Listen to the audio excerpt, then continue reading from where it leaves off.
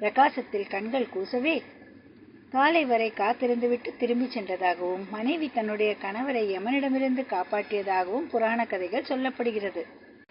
தன்வந்திரி அவதரித்த நாளன்று தன்னை சுற்றிலும் தீபங்கள் ஏற்றி தன் மனைவி காப்பாற்றியதற்கு தன்வந்திரி கடவுளே காரணம் என மன்னன் நம்பினான். மக்கள் அனைவரையும் தந்திரேயாஸ் தினத்தன்று இரவில் யம தீபம் ஏற்றி வழிபட வேண்டும் என்று உத்தரவிட்டார். ஐப்பசி மாத அமாவாசை 2 நாட்களுக்கு முன்பாக வரும் திரையோதசி நாளன்று தீபாவளி திருநாள் துவங்கி விடுகிறது. அன்று தன்வந்திரி ஜெயந்தி தந்திரேயாஸ் என சொல்வர்.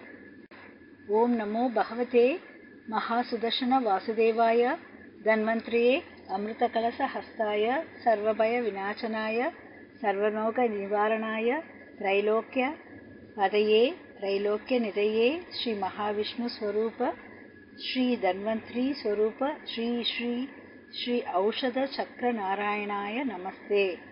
ஸ்ரீ மகா சுதர்சனாகவும் வாசுதேவராகவும்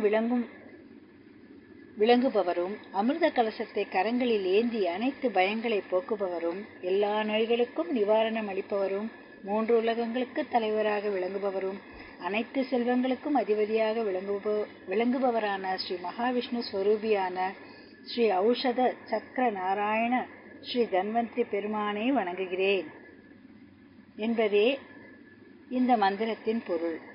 தன்வந்திரி பகவானை போற்றும் மந்திரங்களின் சக்தியும் பலமும் அளவிட முடியாது. தன்வந்திரி ஜெயந்தி அன்று கோதுமை மாவும் வெல்லமும் சேர்த்து தயாரித்த பிரசாதத்தை நைவேத்தியமாக படைக்கலாம்.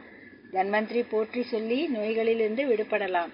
ஒரு சொம்பில் தண்ணீர் நிரப்பி வலது கையினால் மூடியபடி தன்வந்திரி மந்திரத்தை 108 முறை சொல்ல வேண்டும்.